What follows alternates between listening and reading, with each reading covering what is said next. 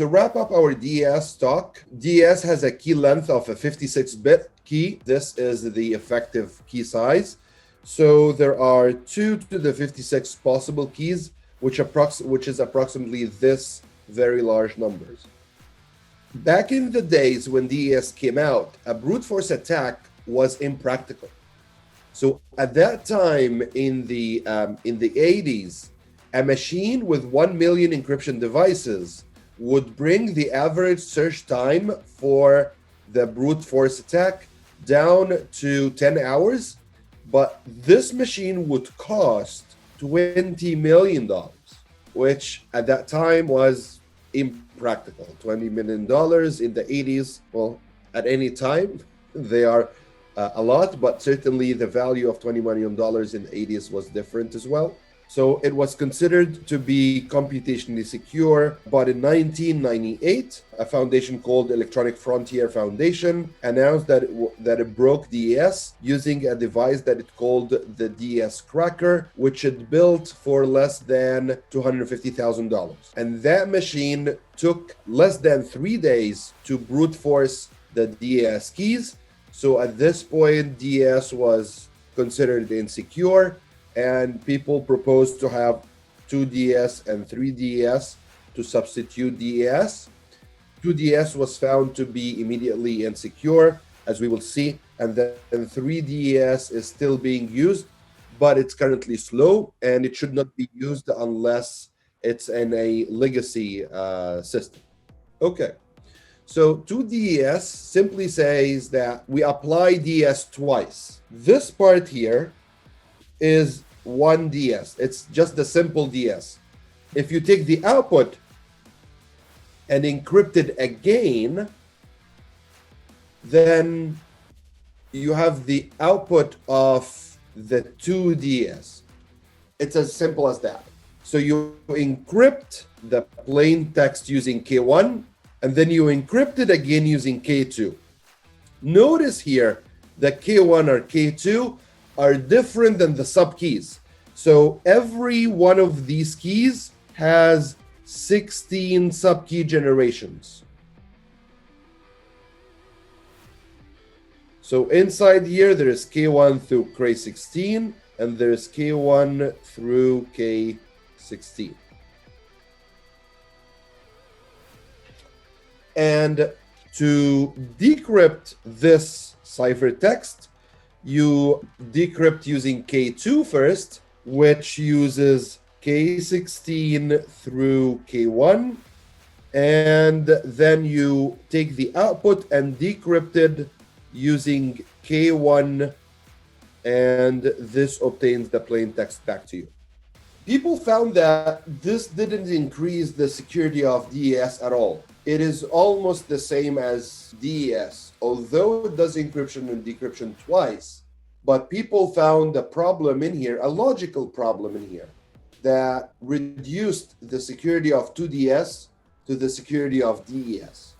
Can anyone guess what that problem is?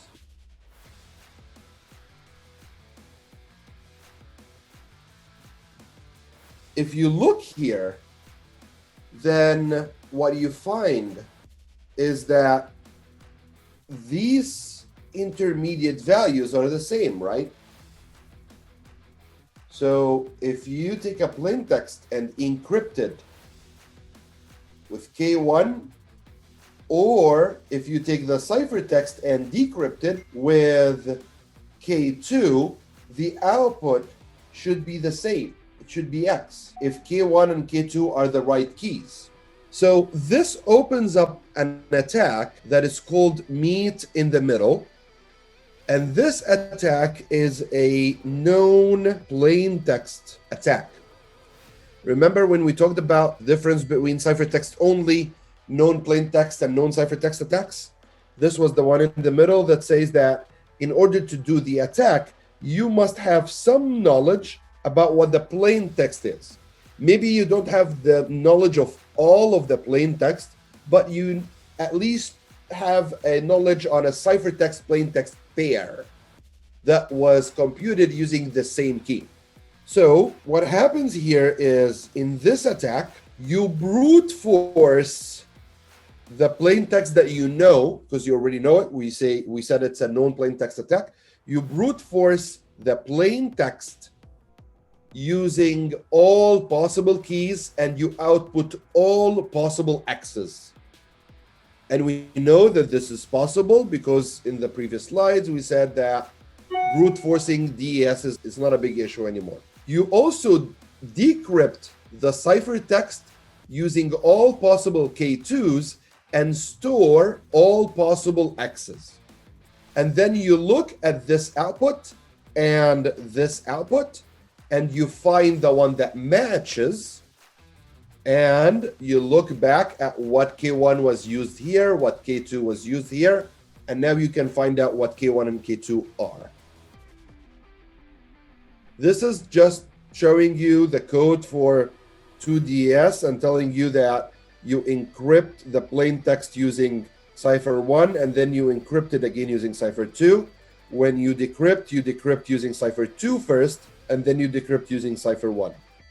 But going back to the attack that we talked about, the meet in the middle attack, again, the plain text you encrypted with all possible keys and store all the intermediate values and the corresponding keys. You take the ciphertext and you decrypt it using all possible keys. You store the intermediate value and you find the two values that match, and then these keys will be the keys used in that encryption or decryption process. So if you want to look at it as an algorithm, you try all possible K1s to compute the encryption of P0, which is the plain text, and store the intermediate state S and the corresponding K that you used. And you compute, for all possible K2s, which is the brute force process, you compute the decryption of the ciphertext using that K2, and you store the intermediate state S dash and all possible K2s. You search for S is equal S dash, and then the corresponding K1 and K2 are the candidate pair of keys.